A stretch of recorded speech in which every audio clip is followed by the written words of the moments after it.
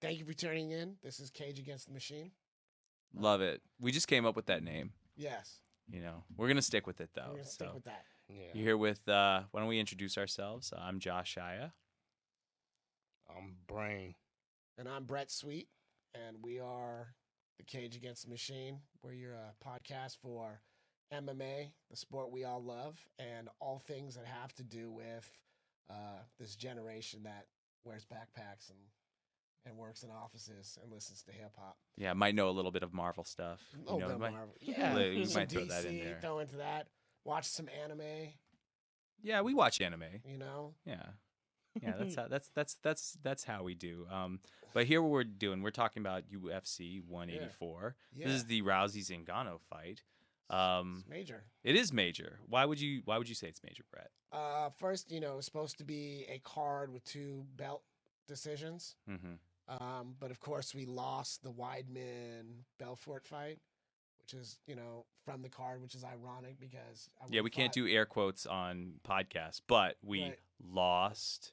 Yeah, the Weidman. We lost that fight, and that was ironic because who would have thought that it's Weidman who gets injured? Yeah, again, that's the joke, right? Yeah. Belfort's supposed to get injured a week before a fight, so that's ironic and funny in of itself. And then this is major coming back with the Zingano thing. Her story is kind of incredible.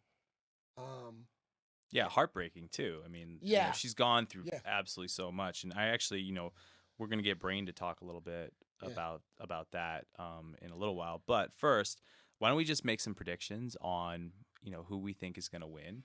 We're gonna let Brane take care of that though. So, Brane, why don't you start with the let's do the main card, and get some predictions. And what we want to hear is first, who you think is gonna win, why.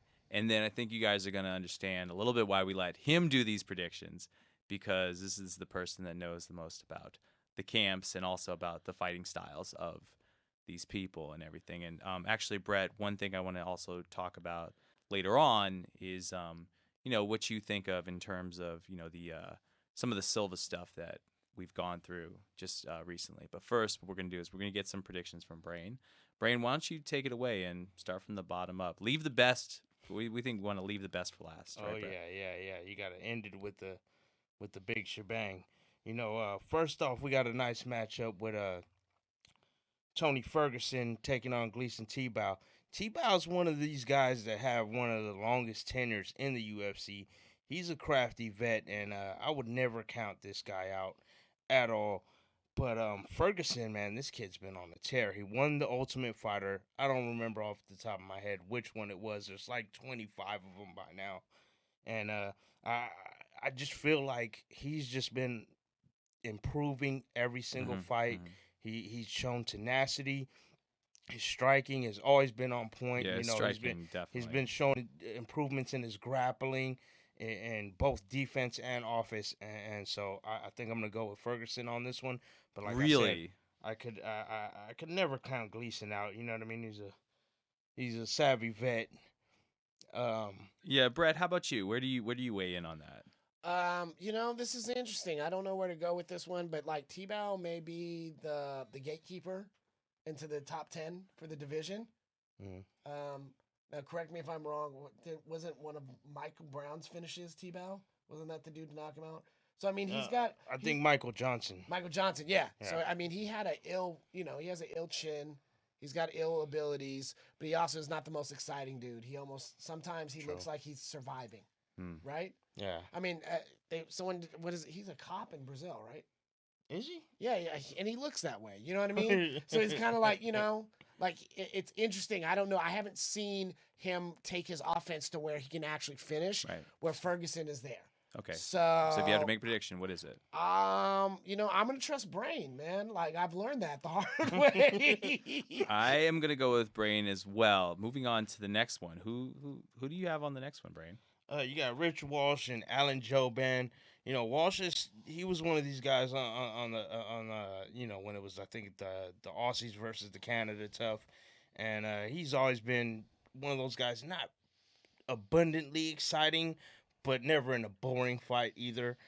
But I just think Alan Jouban, man, this kid has got some talent. he is. I think he's got it, man, and I feel like he's just gonna keep his streak going.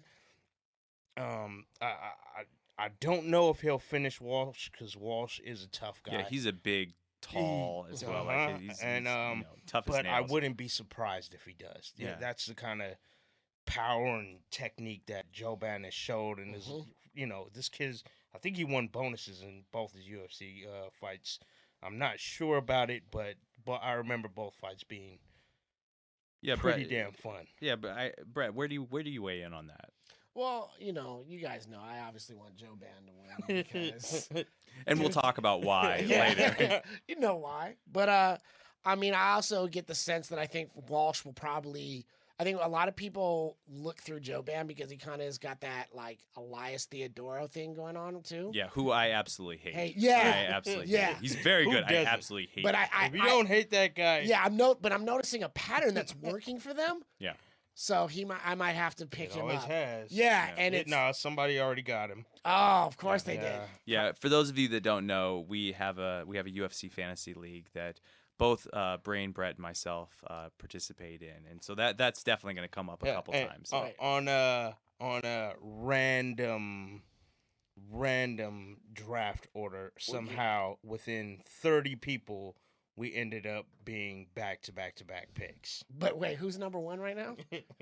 Wait, who's number one right now? Who's winning? I don't. Who's number one by? I'm number one right now. I'm number one right now. But worked out well for you. Moving on the predictions, I might be unfortunately number 30 right now. Moving on from the predictions, Brane, who do you got on the next fight? The next fight, man. I actually am gonna have so much fucking fun with this one. Yeah. Say who? Yeah, who's fighting? We got Jake Ellenberger, the Juggernaut, versus Josh Koscheck, the Poodle. Yeah. Obviously, that's not really his name. That's more of his hairstyle. But and his role. I've never liked that guy, man. Yeah, I've never liked him, and I'm gonna enjoy and we the should beating like him. and the knockout that he will take. He's been out for a couple years now, right? Like for 2 years now. He's been out, and Woodley put he's him out also the been pasture. knocked out, pretty often in his career too. So and I mean, who knows? Frank Mir knocked out Bigfoot Silva the other day, so who would have thought that was going to happen? Koscheck has had some prime knockouts before, but I'm about 89% sure that Jake Ellenberger's gonna smash that guy pretty quick. Yeah. So what we're gonna do is we're actually let's speed through to the next one. Who do you have on your next pick, Brane? We got Raquel Pennington versus Holly Holm. I really want to talk about this one. This is actually historical because it's not the first time that two females have headlined a card. With Ronda Rousey, we've had this before. We even had it with Carla Esparza and Thug Rose Namajunas when they did the opening of the strawweight title. But this is the first time that we've had females headlining and co-headlining. Yeah, both. So we had, it's good. It should be a good fight. And Raquel, she's a scrappy vet, but I know Holly Holm is new to MMA. She's been a boxer for a long time. Considered around the world one of the best boxers of all time, female, obviously. And I just think she's going to take her. So you're saying Holly Holm over Raquel Pennington? Yes, I am. Interesting. How about you, Brett? Where do you fall? This is an interesting. I could see that. I think because I like Pennington and I want her to win, but I think I don't see Holm finishing Pennington, but I do see Holm coming from given the fact that she's at basically the MMA equivalent of the New England Patriots, being Greg Jackson's gym. I can see her outpointing Pennington. You know what I mean? So you think it's going to come down to striking and decision? I think it will be a game plan, and I think Pennington is going in there, and I would like her to win, but I think from what I saw of her backstory and what she's doing right now, I don't think she understands what she's getting into. When you say backstory, you mean on Embedded, or you mean the Embedded. I thought it was really cool that her mom was so supportive and that her mom trains with her. I thought that was awesome. She is one thing that people don't talk about, isn't Pennington the first openly gay fighter in UFC currently fighting? right now. Well, then there's also Carmouche. Wasn't she first? Yeah. Liz Carmouche before. Was first? I think that it might have been. Dude, I mean, she's like the first homeless one too. I mean, Carmouche, that's a whole other combo, but Carmouche was first. But I mean, I'm gonna definitely say I really want Raquel Pennington to win. She's been up and down. I know she's like Vegas has her as like a way underdog, but wouldn't it be really, really nice to see her like on the rise? I mean, I like her energy. I like her fighting style. When she's on, she is on. And that last fight that she was on, she's really trying to get the killer, but I think she has to understand. I think anybody going up against a Greg Jackson fighter has to, with the exception of Cerrone, has to understand you have a game plan. You're facing a game plan. And Condit. No. I take back Cerrone. Condit, yes. Cerrone, no. Because Cerrone beat Benson Henderson, who also game plan. So he beat air quotes. The decision was pretty razor thin. Yeah.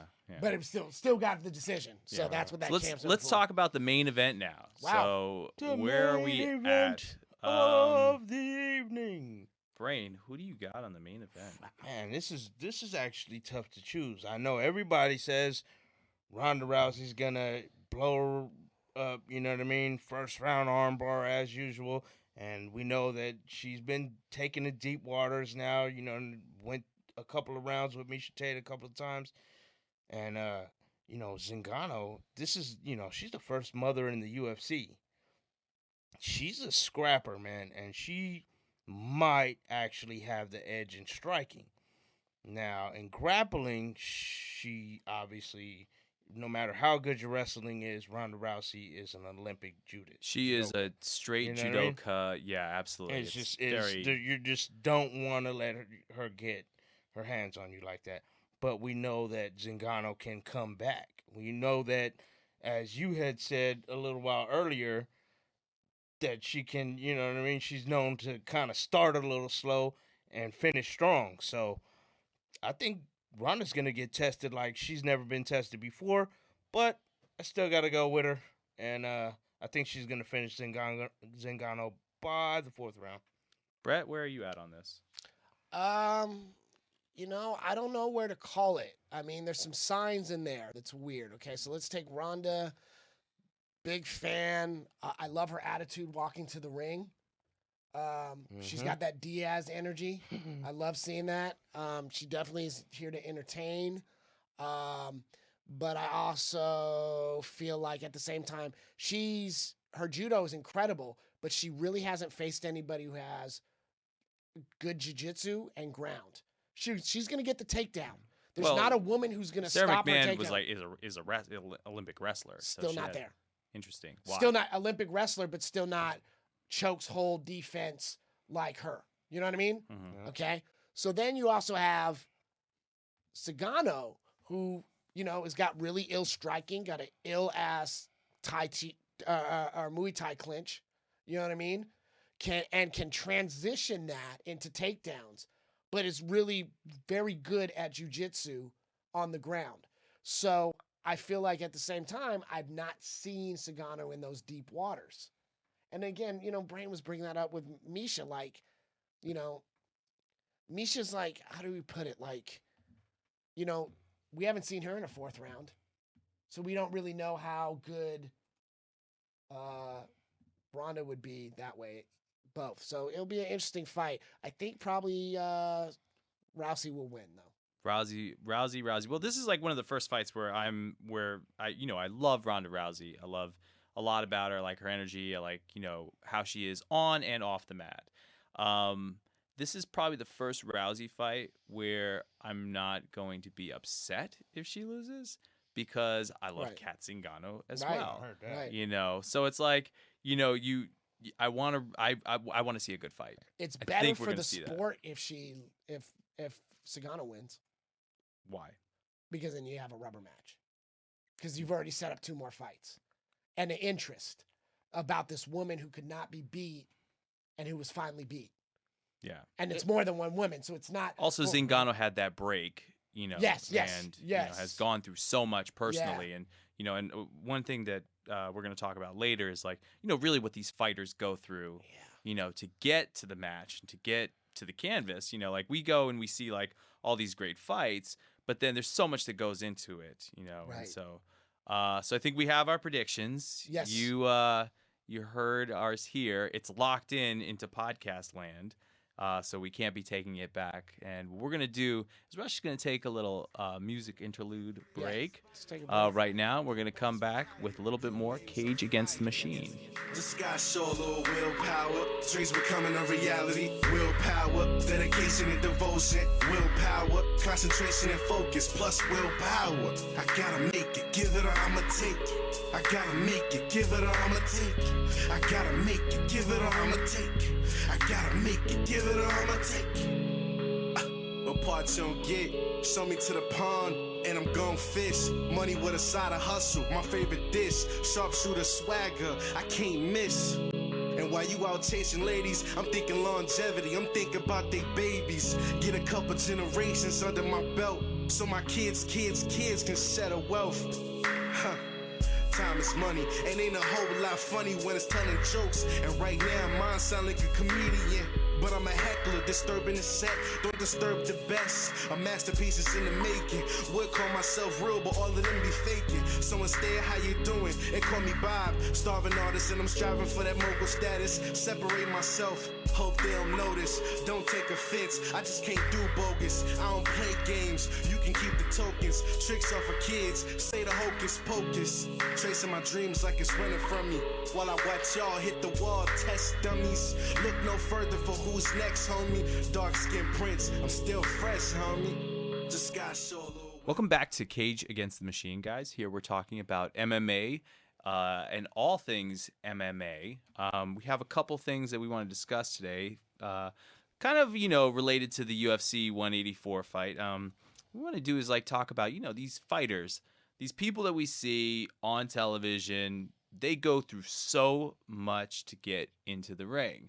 A lot of times, you know, we don't see like the work and the effort that goes behind them getting up there. And, you know, we wanted to let this be a platform for those conversations. These fighters go through so much in their training and just in injuries, you know. And I know, like, you know, Brane, you had a lot to like say about that. And, you know, just what are some of the things that you feel like, you know, these fighters go through just to before they put their foot on the scales?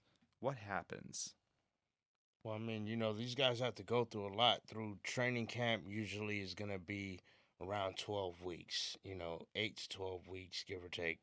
You got to figure they've got to pay all these trainers. Even if those are their friends and whatnot, you know, they're still running a gym. Everybody has to pay their dues. So people are, you know, they're working their bodies extremely hard. And then that last week, they have to basically dehydrate themselves, cut all, you know, not only depending on how much weight they're cutting, you know, they're dieting during this whole training camp, and then the whole dehydration process. Some people might only be cutting, you know, from walking around at 185 and they fight at 170. Maybe they just dehydrate themselves fight week. Let's talk a little bit about that. So like they're supposed to weigh in at 170. What are they cutting from, and what do you think they enter the ring at? I mean, it all depends. You have guys like, for instance, you know, and the funny thing about it is, you know, Brett and I, we went to UFC 182. Oh, really? We had 183. 183. Oh, the Anderson Silva Diaz fight. Yeah. Okay. Yeah.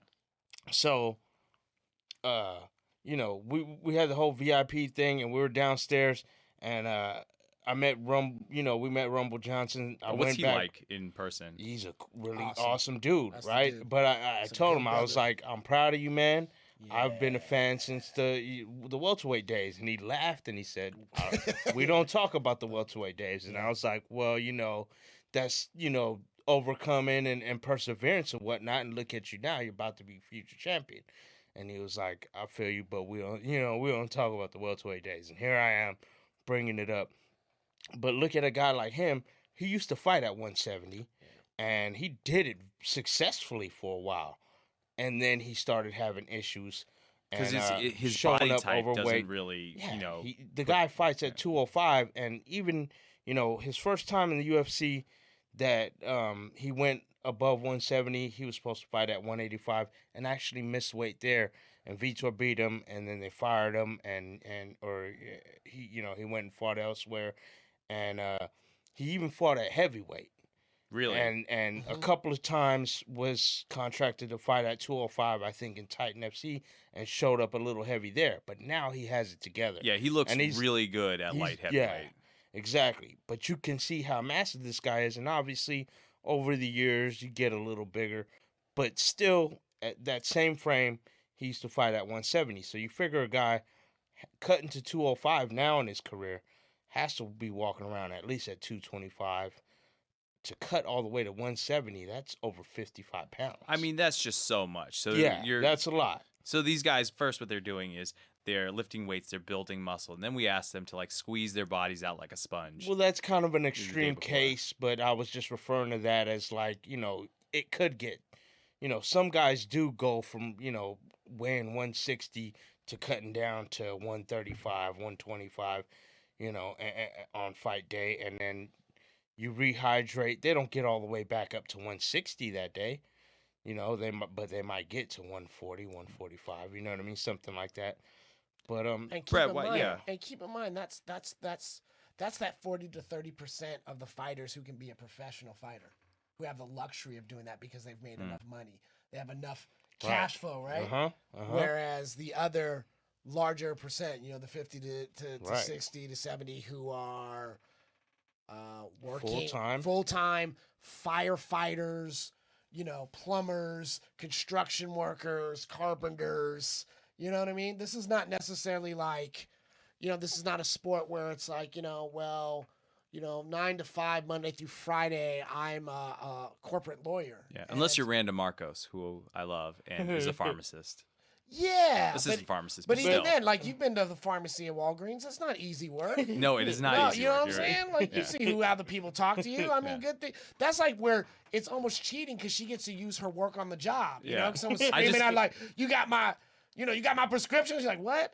I will come over there and choke you out. Right? I wish I one day would go into Walgreens and see Brane and Marcos. Because you were rooting for her. I don't think she knew that she had a fan, but I will tell her if I see her. Now she does. And Ja loves you. Josh, I like her a lot. I really respect her. She's she had a good attitude, and she wasn't going to do. She wasn't doing the reality show. No, she likes her. No, she likes her too. She does too. Yeah, they're agreed on that. Yeah. But I think also, I mean, hey, TMI. I have a lot of business dealings that I do, and especially I work in a lot what they call the trades, right? Okay, yeah. Okay, and so I know a lot of guys who build houses. They build pieces of your houses. Like the locksmith I go to. Heck of the locksmith guys I know are amateurs about to go into pro. You know what I mean? Mm-hmm. And these are amateur fighters about to go crossing the pro. Who are working their stuff up to where they're about to go pro. Like they're maybe 3 or 4 fights from getting a UFC contract, right? Because we lovingly live in the Bay Area, which is a place. It's becoming an MMA cluster. You know what I mean? Yeah. So we have a feeder system, which is cool. That's one of the benefits of where we're at. But these are guys who are working full time, so you're seeing them with cherries under the eye, with them drinking water, cutting weight. You know what I mean? And they're working a full job, getting yelled at. And so it's sort of appreciation of, I think in the same way, that's what I connect to about the sport, is that reality. What is the reality? I mean, I think what we're transitioning into is the economics of these fighters. Yes. There are no one enters in to MMA. I don't see many rich fighters. No one from the upper class. This is I would even say lower income. To maybe middle income. Right. And you don't have any rich fighters in there. It's this is a poor man's sport. Well, yeah, in many ways. Well, I won't say that there are not any. I think for the years that we have enjoyed the sport, right? Yeah. And to give a little bit of background, I don't think anybody here is somebody who just found out about it. Okay. Like we have all been watching it since even the Ultimate Fighting Championship. We're all OGs in this. We all, and in a sense, also have spent time training and endured some of these injuries ourselves. You know what I mean? Without any aspirations of going amateur or pro or anything, right? But I think when you look at it and say, you know, they say soccer is the most loved sport in the world because all you need is a ball. And how expensive is a ball? Football, baseball, basketball, these are expensive sports. Yeah, you need the pads. You can play soccer in a field. But yeah. Well, before you learn to play soccer, you probably got also, unless you're Zidane, soccer's not a contact sport. Right. As well. Right. Let me ask you a question. Unless you're Batman, what a rich man got a reason to fight for? That's it. That's a valid point. Brett, do you want to tackle on that? I think there's so many more things we have to add into there. There's Tony Starks. There's Oliver Queen. There's a lot of rich fighting men, right? Okay, yeah. So keep it real. I mean, come on. So don't focus on Bruce Wayne. I know, but you know, like the gist of it. No, I mean, there's plenty of them. If you do want to focus on Bruce Wayne, I think like you're basically proving my point even further. Well, then there's like the Wolf of Wall Street, right? You just fight because you're a douche, right? I mean, but like going back to, you know, talking about the economics of fighting, right? You're saying that you were saying earlier, you know, you're making this point about soccer and how yes, you know, you only need a ball. With fighting, what is the only thing you need? The reality of it is you grow up fighting as a man in this world. You grow up fighting, even if you've never been in a fist fight. Somebody has a cousin or a brother, and we've all wrestled. We all wrestled as kids, right? Yeah, our cousins. We all grow up, and then let's be real. If you go to a public school, right? Mm-hmm. Generally, you're going to end up learning to fight. You're going to walk in the bathroom one day and just go, okay, it's on. Yeah. You know what I mean? Somebody is punching me. I better live. You know what I mean? Or if you're me, you just learn how to talk your way out of most situations, so you never end up throwing a real punch. As smart as you are and as smart as I am, you have to remember that moment in your brain where you're like, that didn't work. Right? The first time you tried talking. I have now been struck. I've been struck.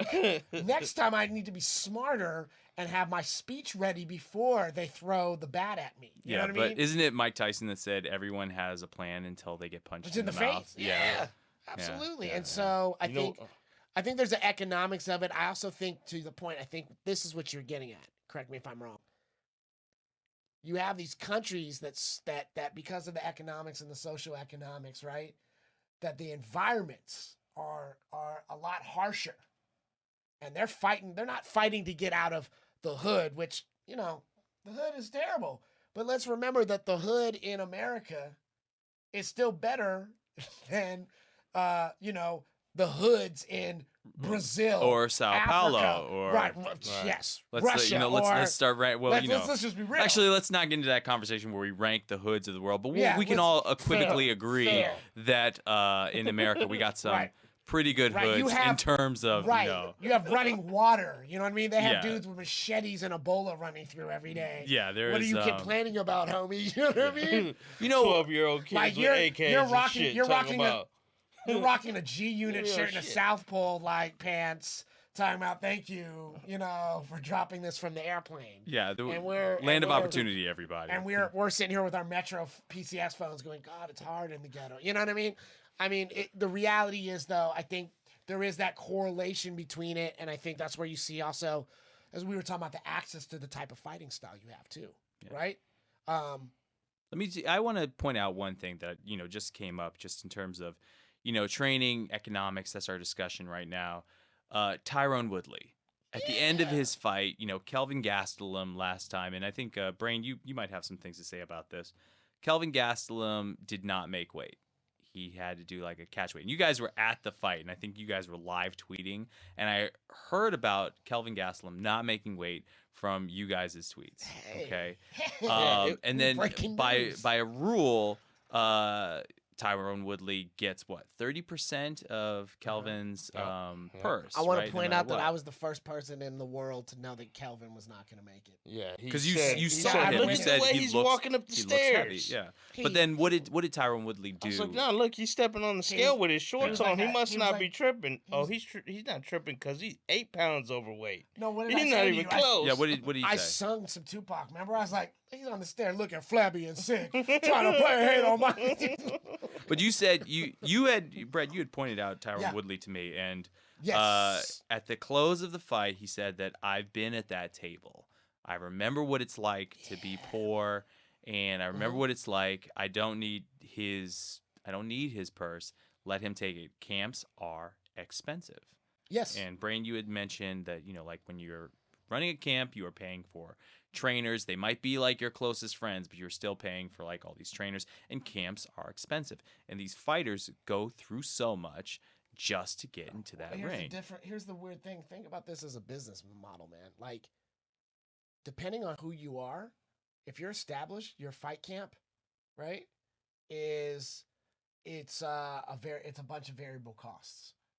How so? But if you're not, how so, or is it a bunch of? Because if I have the cash, then I can, if I have the cash, then you give me a flat fee, and I'm taking care of your hotel and whatever. But you have the cash, right? But if you look at a business model, let's say something like Cerrone, he's going to give 30. He's going to only keep 30% of his purse because 70% already it's debt. It's already prepaid. All right. Yeah. Right. Yeah. Whereas think about that. If I'm a guy who I'm counting on that $50,000. I'm putting my body on the line to get that fight, and I lose. And I owe you. You may have, whether I win or lose, I owe you $5,000. I owe you $3,000. Mm-hmm. I don't have credit per se.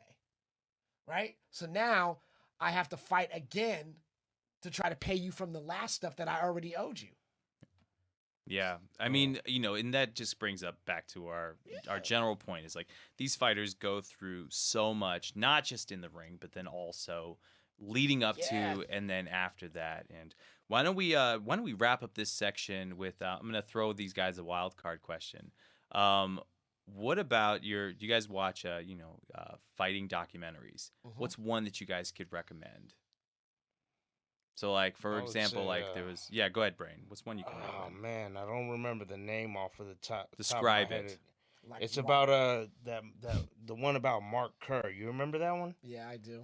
I can't remember the name. I think it might be on Netflix, too. There's a few on Netflix. There are, like, a few on Netflix that you can... like the one on the Mexican fighter, Cain Velasquez as like Cain Velasquez one. Or there's, like Jens Dustin Pulver Poirier. has like one, like there's like how about Like Water? That's what I'm saying. Like water. Like if you water.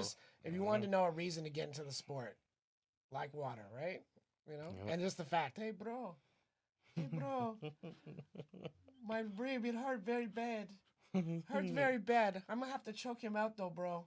I have to choke him out. That's what I'm saying. It's good, Anderson Silva. Thank you. That one scene with him in the end, like, and he was wrestling his son. Yeah. That was probably one of the most touching scenes I've seen. Dude. Like, not just in like ultimate fighting, but then also like in cinema. Yeah, yeah. A lot of watery eye moments. There's a lot of like, man, that's deep.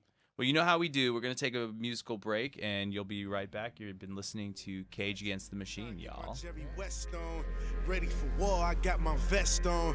Big nuts in my next statement, but it's not an artist around I wouldn't vex on.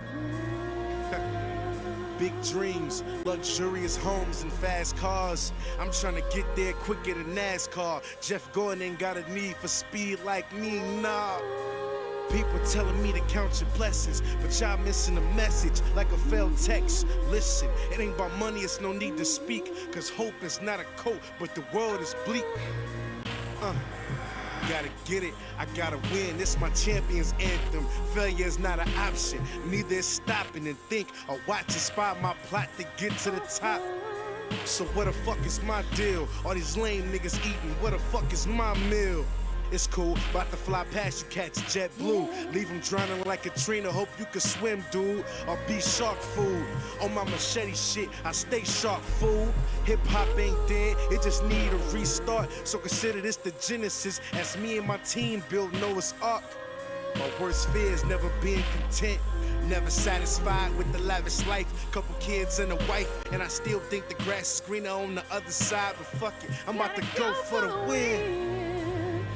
Going for the win. Yeah, I'm going for the win. Yeah. 2 seconds left on the clock, but I got the shot for the win.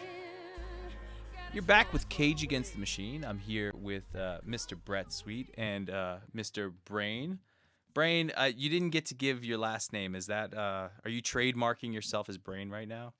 Yeah, I mean, my last name is Ramos, if people want to know. But, yeah, Brane is pretty much my name that I go by. So Brane is, you're done here. The podcast thing a few times before, and that's what I went by. So, I don't know. Maybe somebody out there might be like, hey, I heard this dude before.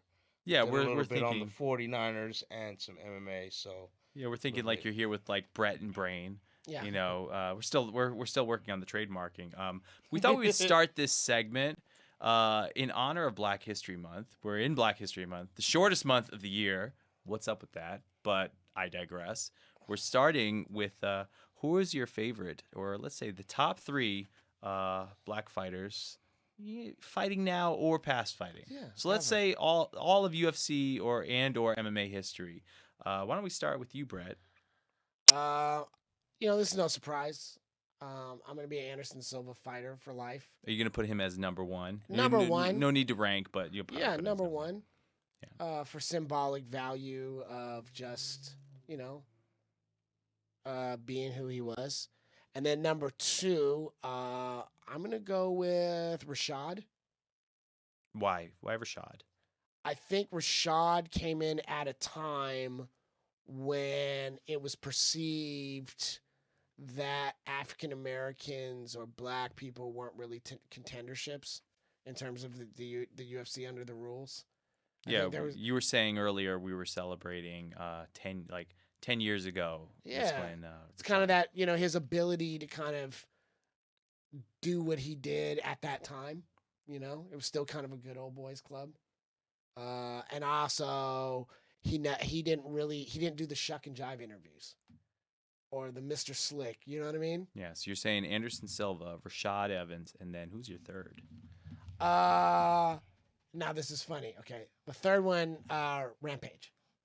I know, because I went from Rashad to Rampage. Because yes, one could say that he did do the sort of shuck and jive, but that power bomb though, bringing that, like I can't front on, like that's innovation. He brought the power bomb to MMA. Who would ever thought, oh, okay, you're caught in a triangle choke, pick the man above your head and slam him back down on the mat as hard as you can. And I mean, I can't front on that. That's some like Lewis Latimer type. Brane, where do you fall on this? Who's your top 3? See, I'm gonna have to digress from the whole top 3 thing, just because we just have a repeat offender of what Brett just broke down, and I'd say Anderson, Rashad, Rampage, maybe not the same order. Anderson would still be at the top, but maybe I'd put Rampage second. I'm gonna go ahead and throw a little wild card, like you like to say. Ooh, throw a wild card. And what I'm going to do is I'm going to give you guys 3 black fighters that I really enjoy fighting and their style that people may not have heard of.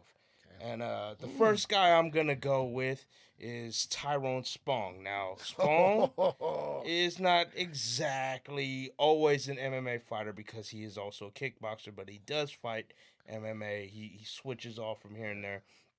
Unfortunately, in his last kickboxing fight, he did suffer the same injury that Anderson Silva suffered against Weidman, and he threw the leg kick and got a broken leg. So he's been out for a while. But that dude is so vicious, and his style is just it's fun to watch. Yeah, and wishing him a speedy recovery. Exactly, as well. So I like that guy a lot. And whether it's fighting kickboxing or MMA, if people see that name on a card lineup, they should tune in. The second guy I'm going to bring up is actually pretty damn cocky. I don't know if I could vouch for his attitude as much, but if you hear of a kid named Michael Venom Page, unfortunately, he was supposed to fight tomorrow on the Bellator card, which is going to be featuring Emmanuel Newton versus Liam McGeary or something like that. And he was going to be on that card. He ended up getting injured. But this kid, he calls himself MVP, Michael Venom Page. And his style is like Anderson Silva on fucking steroids, bro. but he's got his attitude is Conor McGregor on steroids. You know what I mean? But it just, I can't deny it, man. When I see this guy fight, it's lovely to watch because he's doing spin kicks and just throwing stuff that you're like amazed to see. It's like, how does this guy not see this coming? Why is he still getting kicked with it? But, you know, the guy's just that good. And then number 3, it's not that people have not heard of. It's a guy I want to put up there. Not always been one of my favorite fighters, but I followed this dude for a long time. And he's quickly growing into somebody that I really admire. As we said earlier, we met this guy, and he's a really good dude, and I hope he knocks Jones the fuck out. Excuse my French, but Anthony Rumble Johnson, I got to put that dude in there. Man, Rumble.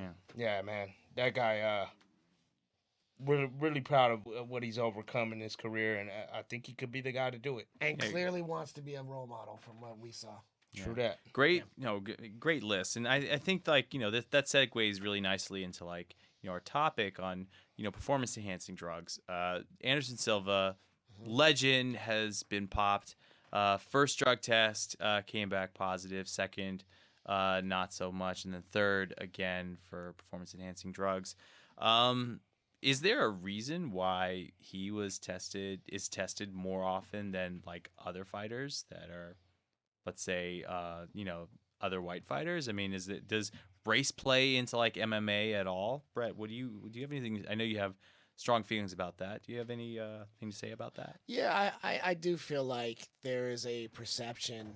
I think there is a desire, let's just say, to marginalize role model-esque black people. Okay. I think this comes around a time when we are speculating. I mean, the conviction is already out for Anderson Silva, but we have not had the hearing yet. Yeah, right? Yeah. Okay. He's definitely not been given due process on that. Yes. And this is at the same time we're dealing with Bill Cosby. We're dealing with Oprah. We're dealing with a lot of things. We're dealing with the constant barrage on Barack Obama. There's constantly this question about integrity and or the Selma conversation about did Martin Luther King smoke cigarettes, and does that make his message any less powerful or more powerful? There's this constant question being asked. Oh, there's a microscope that's put on. That is first of all, it is imposed from groups that have no business imposing it. Secondly, it's sort of like, I would like to wait for the due process. I'm not going to say, I will just say in Anderson Silva's character, I'm not around him 100% of the time. I don't live with him. I don't know. But this is somebody who has spent a lot of time trying to communicate publicly that their priority is who they are outside of the ring, and that their value system is based around an honor code and doing the right thing, and especially being inspirational to young black men. Yeah, there's definitely like, some character assassination that has been going on. Absolutely. And then the question for me becomes, where it becomes a serious issue, is the scrutiny that is put upon this person when there are previous fighters. Say, for instance, his longtime nemesis, Chael Sonnen, was popped twice. Okay? And there is no amount of discussion about I'll never look at you the same, due process, whatever. He even, Chael Sonnen looked at the hearing and told him, yeah, I did it. Oh, well. And this guy's also got arrested for embezzling funds, and we didn't have this conversation. Anderson Silva hasn't had a trial. He must have did it. You know what I mean? Yeah. His friends, are saying, well, I think he had a victim.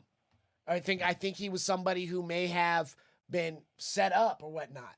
Mm-hmm. I don't think in America in 2015, given what we have seen from Mike Brown, Oscar Grant, right? Yeah. The list goes on. It is a time where someone should ever look at us crazy and go, maybe black people get treated differently. Yeah. It's kind of been like Eric Garner. Like we've documented that there are two sets of rules. Let's just keep it real. You know what I mean? I don't really need conspiracy theories. I have YouTube. You know what I'm saying? I can just sit there and go, there are a set of rules for this group of people, and there's a set of rules for me because I'm black. But we should, I'm not saying that's what happened, but we should consider it before we continue to drop the hammer or the guillotine on it. Yeah, and let's talk a little bit about, like, you know, Anderson Silva as an icon. I mean, this is like a Afro-Brazilian man that comes out to DMX. Okay, so he has like this connection to American black culture as a Brazilian man, and he really like traverses this, like, you know, this hemisphere, you know, in terms of like connecting with like black people here and black people in Brazil. Africa, he has like, you know, he's like buddies with like Jay-Z. I mean, it's like, and kind of like cool. Used to come out to Michael Jackson and James Brown. It wasn't just DMX, you know what I mean? Yeah. Very cool. And has song and dance with Michael Jackson. Right. Suit, get up. Yep. Oh, and has the gym where he has a picture of Obama and Martin Luther King with black eyes, like they've been training in there. I mean, it's just, you know, during this podcast, we're going to be watching out for stuff like that, you know, in terms of like the race discussion. It's an ongoing one. And, you know, especially in like sports, you know, it's one that we're going to be investigating a lot here. I want to talk just a little bit, you know, bringing it back to like UFC 184. This is like coming up. There is like a little known fighter in Invicta, one by the name of a half human, half machine, Cyborg. This conversation comes up a few times. Brane, you want to take over this one? It's like, Cyborg is coming. Is she not coming? Is she really in like the Rousey Zingano conversation? What do you think, Brane? I think it's all hype, honestly. She's never going to be able to make 135. Dana White's never going to let Rousey get no catch weight with her. I don't think Rousey's scared of her, but it is a fact that in the beginning of Rousey's career, the girl fought 4 times professionally in 2011. 5 times because, you know, she had her last amateur fight. All of her fights at the time were first-round arm bars in the first minute. After she beat Julia Budd in November of 2011, Strikeforce said, "You've earned a title shot." She fought at 145, who the champion was Chris Cyborg. She then said, "I've been thinking about moving to 135. Whether that was a calculated plan or not, I have no idea."